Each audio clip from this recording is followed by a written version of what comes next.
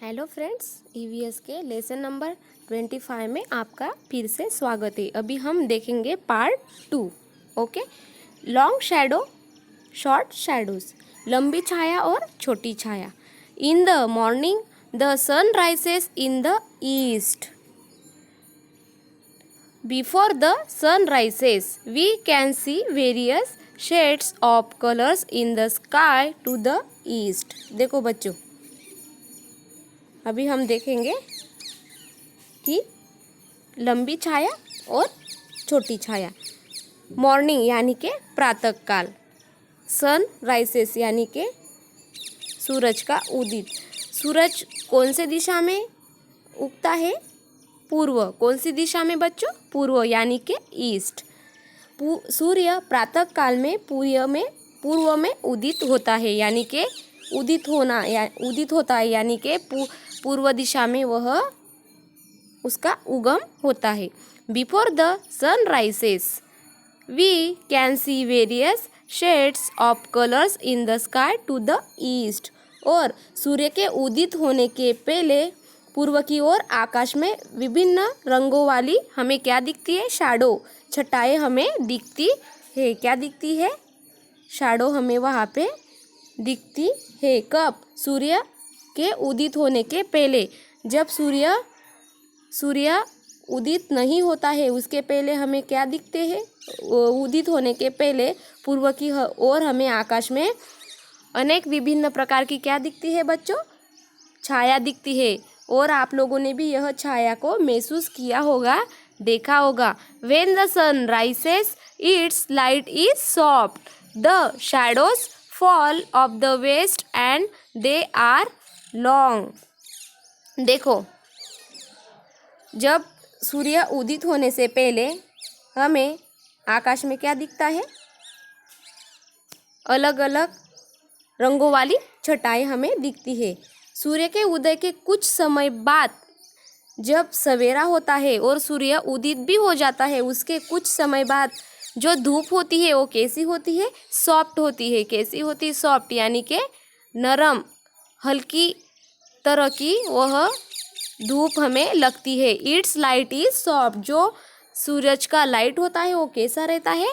Soft रहता है और ज़्यादा धूप हमें नहीं लगती है। तो the shadows fall to the west and they are long. और उस तभी क्या होता है? जो शैडो होती है, जो छाया होती है, वह कौन से दिशा में होती है? वेस्ट, यानी कि पश्चिम की ओर वह बनती है। और वह कैसी होती है? अधिक लंबी होती है। कैसी होती है बच्चों? अधिक लंबी होती है। The sun gradually begins moving higher in the sky. देखो, सूर्य धीरे धीरे ऊपर खिसकने लगता है। Sky, in the sky, higher यानी के ऊपर के साइड में वह हमें दिखता है। Shadows become shorter. और जब वह उदय, उसका जो सूरज का उदय होता है, वह जो सूरज होता है वह धीरे धीरे ऊपर जाता है, तब जो शैडो होती है वो क्या हो जाती है? धीरे धीरे छोटी हो जाती है। Shadows become shorter. शॉर्ट यानी के छोटी, क्या हो जाती है? छोटी। और ग्रेजुअली यानी के धीरे धीरे। ग्रेजुअली का मीनिंग क्या होता है बच्चों? धीरे धीरे क्या हो जाती है? छोटी। When the sun is directly overhead. When the sun is directly overhead, shadows are very short. और जब सूर्य हमारे सिर के ऊपर आने की स्थिति में आ जाता है, तब जो छाया होती है वो कैसे हो जाती है? बहुत छोटी हो जाती है। कैसी हो जाती है? छोटी। The sun slowly begins shifting to the west. और सूर्य धीरे धीरे कहाँ पे शिफ्ट हो जाता है? शिफ्ट होना, यानी के धीरे धीरे शिफ्ट होना, यानी के एक जगह से दूसरे जगह जाना। और वो कौन से? वेस्ट यानी कि पश्चिम। सूर्य धीरे धीरे पश्चिम की ओर जाने लगता है तब the shadows begin moving to the east and become longer. और जो शैडो, जो छाया होती है, वह किसकी ओर तरफ होती है? ईस्ट यानी कि पूर्व की ओर वो छाया होती है। वो छाया पूर्व की ओर जाने लगती है और वह क्रमशः कैसी होती है? लॉन्गर यानी कि लंबी लंबी हो जाती है। बिकम लॉन्गर यानी कि लंबी लंबी हो जाती है।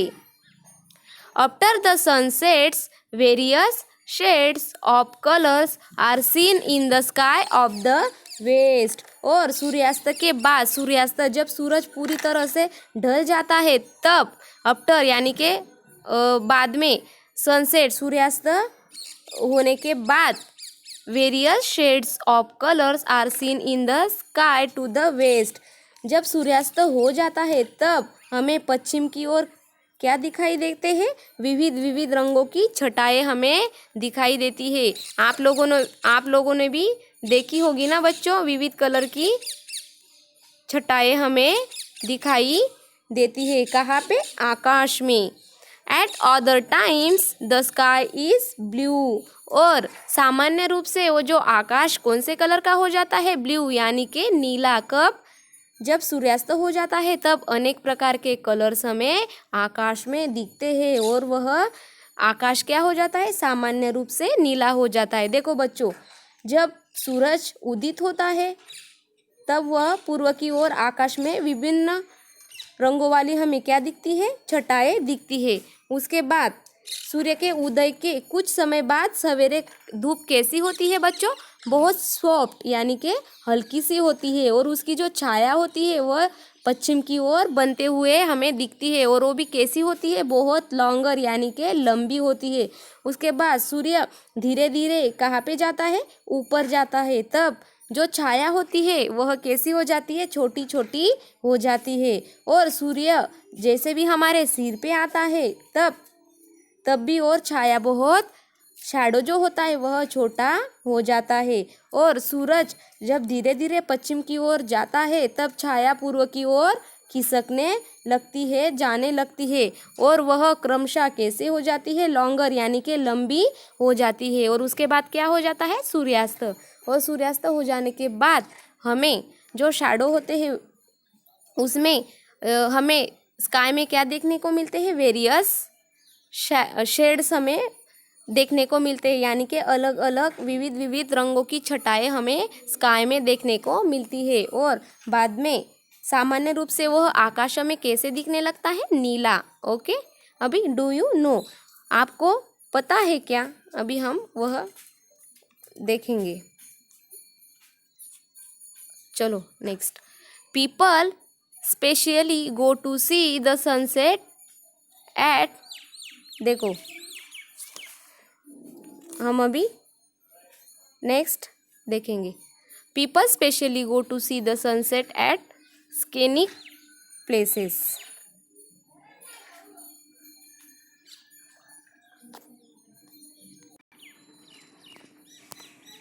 देखो, people specially go to see the sunset at scenic places. Scenic यानी कि हम उसे कहते हैं निसर्ग सौंदर्य। जो नैसर्गिक नेचुरल होता है उसे हम कहते हैं सीनिक, जो नेचुरल तरह से होता है।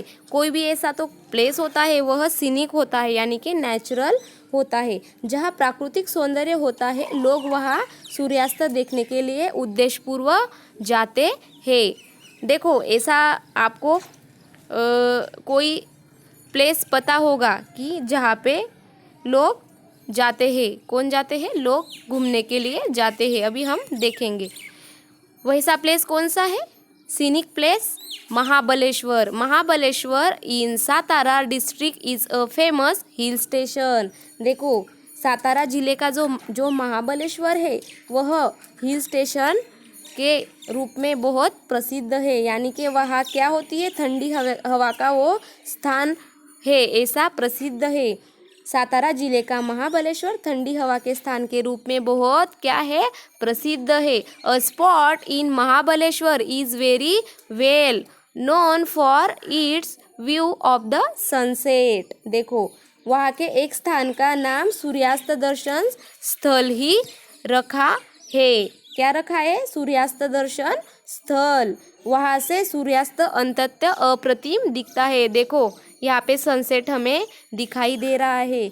जो महाबलेश्वर है वहाँ पे जो सनसेट होता है वह कैसे दिखता है? अप्रतिम, यानी कि उसकी तुलना हम लोग नहीं कर सकते हैं। ऐसा वह बहुत सुंदर हमें दिखाई देता है।